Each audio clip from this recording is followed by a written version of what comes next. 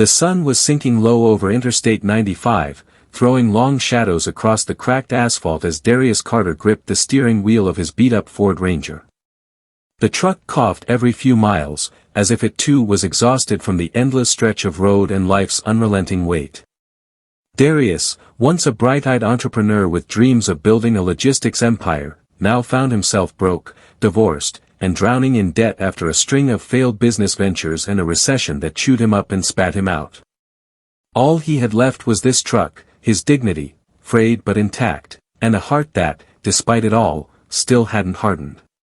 He was driving from Atlanta to Jacksonville, chasing a long shot at a warehouse job, when he saw her. On the side of the road, thumb outstretched, stood a young white woman in a dusty denim jacket, backpack slung over her shoulder, and a look in her eyes that flickered somewhere between defiance and desperation. Against his better judgment, Darius slowed to a crawl and rolled down his window. "Where you headed?" he asked, cautious but kind. "South," she replied. Her voice was calm, but there was an edge of weariness in it. "As far as you can take me." He nodded. "Hop in. Can't promise air conditioning, but it'll beat walking." She slid into the passenger seat and offered a small, grateful smile. "I'm Lila," she said quietly, glancing at him sideways as if trying to gauge whether she could trust him. "Darius," he replied simply, pulling back onto the highway. For the first half hour, neither of them spoke much. The road hummed beneath them, and cicadas sang in the sweltering southern heat. Darius didn't pry. He'd learned long ago that people carried burdens they weren't ready to unpack with strangers. But something about Lila, her silence, her occasional glances at passing landscapes like she was memorizing freedom itself, stirred a familiar ache in him. The ache of someone running from something big. Eventually, she broke the silence. "You ever get the feeling like, the life you're living isn't the one you're supposed to have?" Darius let out a dry chuckle. "Every day, Lila. Every single day." She smiled faintly, then her face darkened. "I walked away from everything yesterday. Money, status, comfort, all of it. My father built one of the biggest tech companies in the country. I'm his only daughter. Expected to inherit everything, to marry into more power, to smile for investors and pretend I was okay with it. But I wasn't. I couldn't breathe in that world anymore. So I left." Darius's brow furrowed. "Left as in?" "Left. Took some cash, my backpack, and disappeared before dawn. I don't know where I'm going. Just know I'm not going back." He nodded slowly, digesting her confession.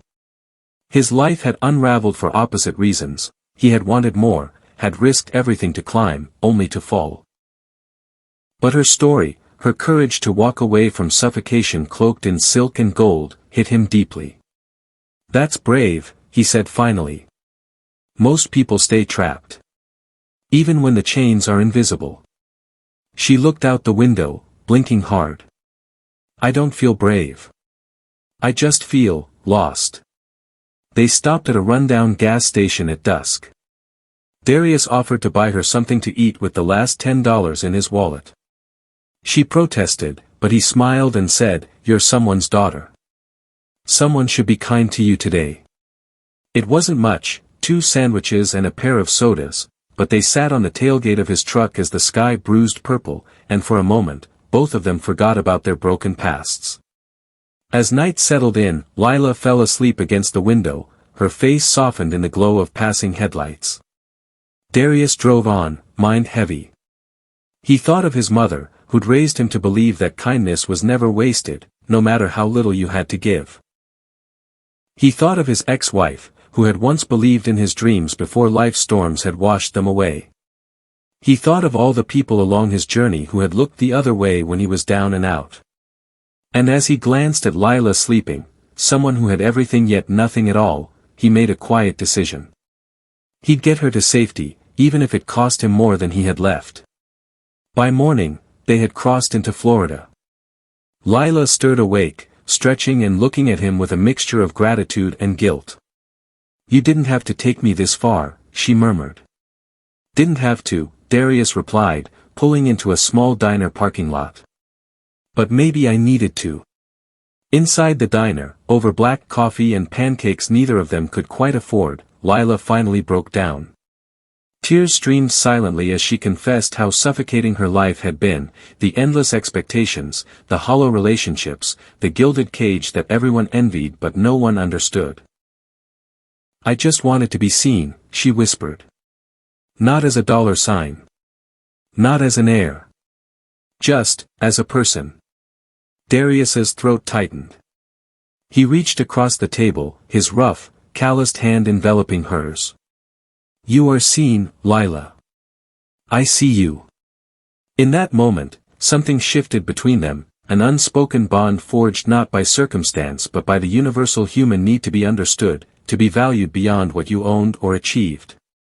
Lila dug into her backpack and pulled out a worn notebook, sliding it toward Darius. This is my father's card, she said softly, tucking a crisp business card between the pages. If you ever need anything, really, anything, call him. Tell him you helped me. He'll take care of you.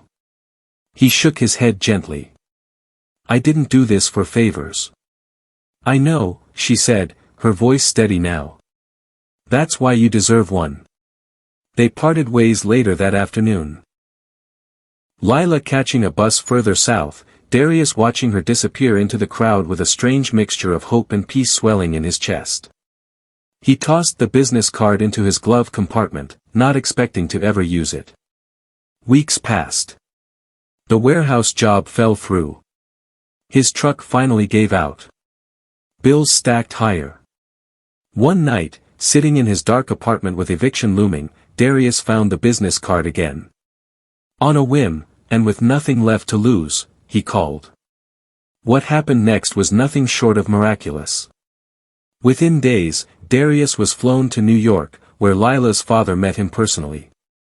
Grateful beyond measure that his daughter had been protected and shown kindness, the man offered Darius an opportunity, a position heading a new logistics division under their corporate umbrella. A second chance, backed by resources Darius had never dreamed of. But more than the job, it was Lila's handwritten letter, tucked inside the contract, that made him break down. You reminded me that humanity still exists, Darius. You gave without asking, you listened without judgment. You changed my life. Now it's my turn to help change yours. Never stop believing that kindness circles back, even when it feels invisible. Love, Lila. 2 years later, Darius Carter stood outside his own thriving logistics center in Atlanta, wearing a suit that fit not just his body but the quiet pride in his soul. His mother's smile beamed from the framed photo on his desk. His employees respected him not just as a boss but as a man of integrity and compassion.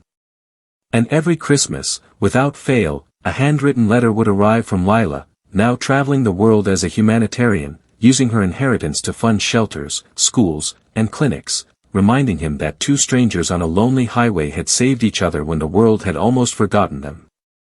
Because sometimes, the smallest act of kindness has the power to turn not just one life around, but two.